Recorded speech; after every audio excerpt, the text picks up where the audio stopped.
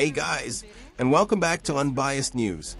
Buckle up, because holy F asterisk, is back. That's right, the roundhouse kicking, kimono wearing, energy drink guzzling Zen master of sitting down during fight scenes. Steven Seagal returns.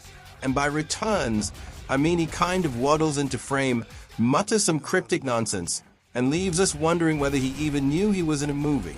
Today's disaster piece is called China Salesman, also known internationally as Deadly Contract, also known as Why Mike Tyson? Why? And to be honest, not even the producers could agree on what to call this film. They probably flipped a coin. Heads it's China Salesman, tails it's straight to DVD. Now let me make something clear from the jump. This is supposed to be an action thriller. Instead, what we got is 110 minutes of utter, unfiltered chaos, wrapped in a low-budget shell and sprinkled with fight scenes choreographed by someone who's never been in a fight or seen choreography. Steven Seagal, the legend, returns and sits down immediately. Let's talk about Seagal.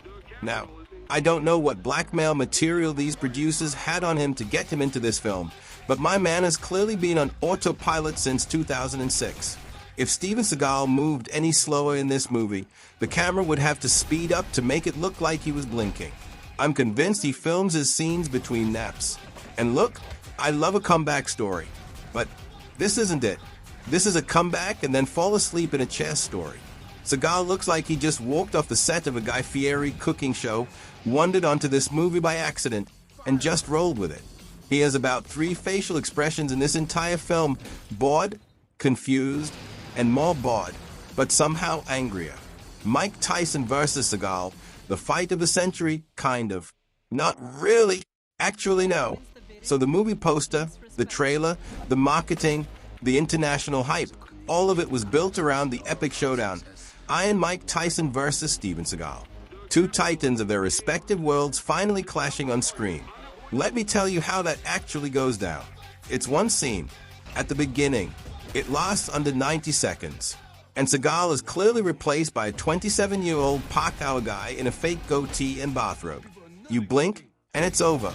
Like, the title fight that was supposed to carry the whole movie ends before your popcorn even hits full crunch. Iron Mike is there.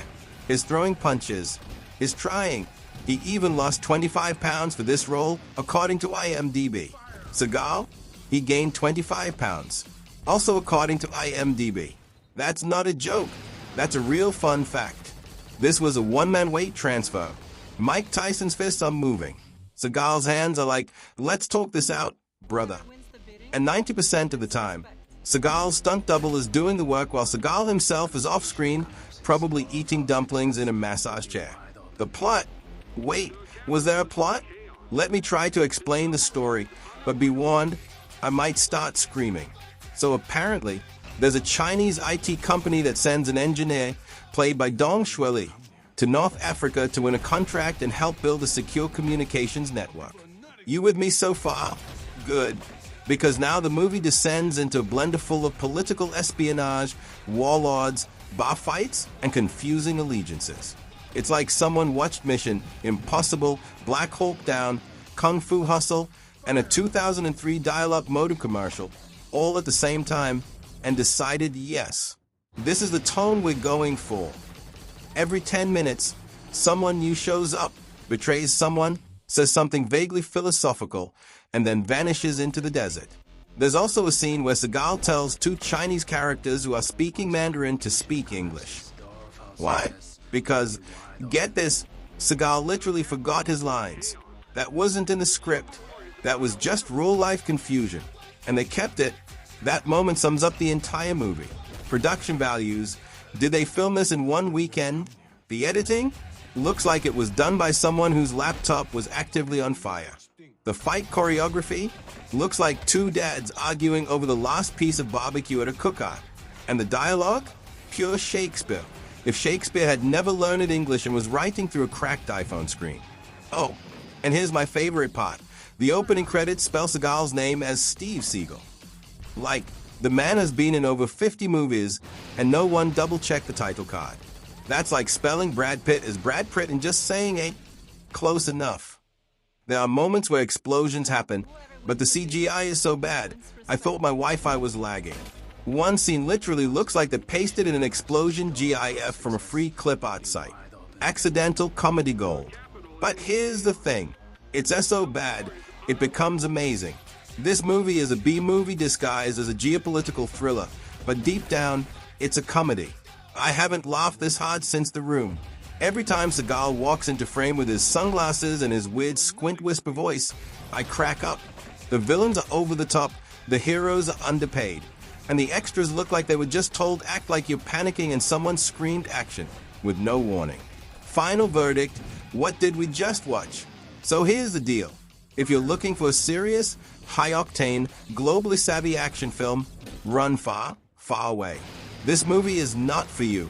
But if you're looking for a late night, beer in hand, laugh out loud, roast it with your friends movie experience, then yes, China Salesman is an accidental masterpiece of trash. So thank you, Mike Tyson, for showing up and giving 110% to a 10% production. And thank you, Steven Seagal, for continuing your reign as the only man who can gain weight while fighting and still insist as a shadow warrior. Anyway guys, that's it for today's unbiased news breakdown of China Salesman, the cinematic equivalent of a gas station burrito. You know it's bad, but you try it anyway and regret it halfway through. Be sure to like, subscribe, and drop a comment.